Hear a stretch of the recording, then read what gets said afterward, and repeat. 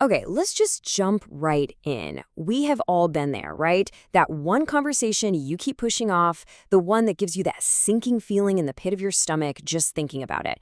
Well, today we're going to tear that feeling apart and figure out how to turn those dreaded tasks into moments that actually build stronger relationships. You know that feeling of dread? It's completely universal. It doesn't matter if it's with your boss, a teammate, or even a close friend. The stakes just feel incredibly high. But what if I told you that you could rewire that dread? What if you could see these moments not as a confrontation to survive, but as a real opportunity?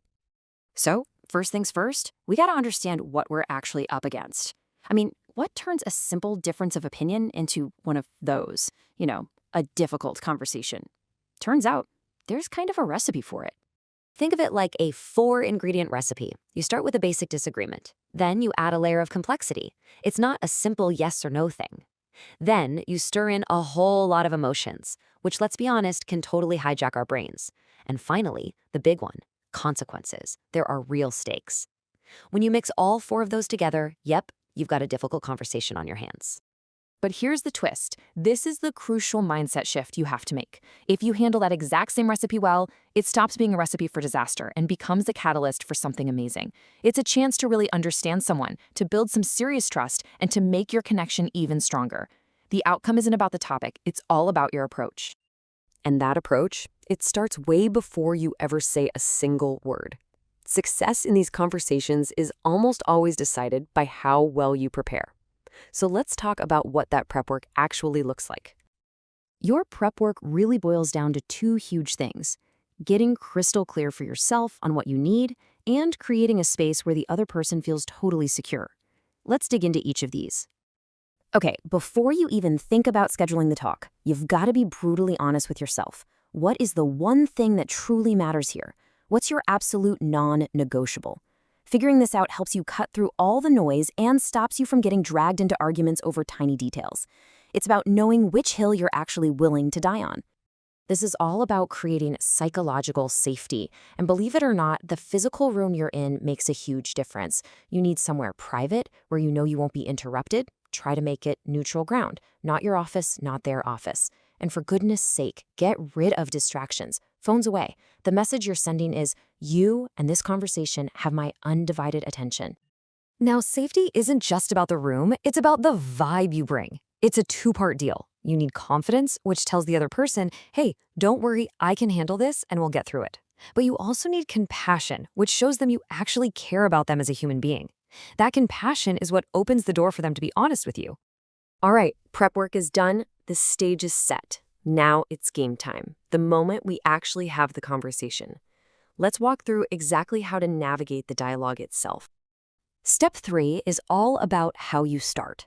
And trust me, this opening move sets the tone for everything, and I mean everything, that follows.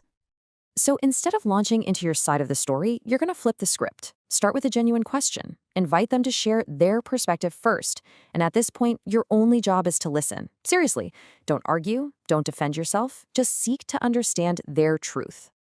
And that leads us right into step 4. This is where you go beyond just the surface level stuff to find out what's really going on. This is such a critical skill. You have to separate how someone feels from what they did. You can absolutely say, wow, I can see why that would make you feel so frustrated, without saying, yeah, you're right to do that. Just acknowledging their emotion shows respect, and it's that respect that lets you both move forward. So you've listened, you've validated their feelings. Now comes what is maybe the hardest part of this whole thing: managing the emotional temperature in the room. When emotions start to run high, your job is to be the anchor in the storm. If you feel yourself getting defensive or angry, just take a breath. And if the conversation starts to get heated, you gently guide it back to the objective, observable facts that you can both agree on. Think of facts as your reset button.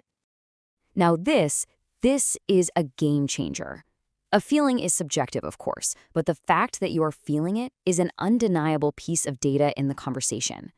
When you both start treating feelings as facts you have to work with, instead of arguments you have to win, everything changes. Okay, so you've navigated the tricky emotional parts of the dialogue. You've both had a chance to speak, and hopefully you both feel heard. Now it's time to pivot. We have to stop talking about the problem and start building the solution. Pay close attention to this because it's so powerful. If you keep your focus on the past, who did what, who was wrong, you just get stuck in a blame game that goes nowhere. But the second you shift the conversation to the future, what can we do differently? How do we move forward from here? The entire dynamic changes. It becomes about possibility. And this brings us into the home stretch, our final 2 steps. This is where you take all that amazing conversation and turn it into a concrete plan and, you guessed it, an even stronger relationship. Now, look at the order here. This is so important. You don't just march in and announce your grand solution. You ask for their ideas first. That creates buy-in. Then you can offer your own. And from there, you build a plan together with clear steps that you both commit to. It's not your solution, it's our solution. How you land the plane is just as important as how you took off. At the end, just quickly summarize the plan you both agreed on. And then, and this is key, sincerely thank them. Acknowledge that this was tough and that you really appreciate their courage for showing up and having the discussion. It just reinforces that you're a team and ends everything on a really positive, respectful note. And finally, one last thing. Don't think for a second that the conversation is over just because you left the room. It's not a one-and-done deal. Schedule a quick, informal follow-up in a week or so to check in on how things are going. This shows you're serious about the commitments you made, and it keeps you both accountable. So, instead of dreading that next tough talk, I want to leave you with this question. Think about that one conversation you've been avoiding. You know the one I'm talking about. What if it's not a threat?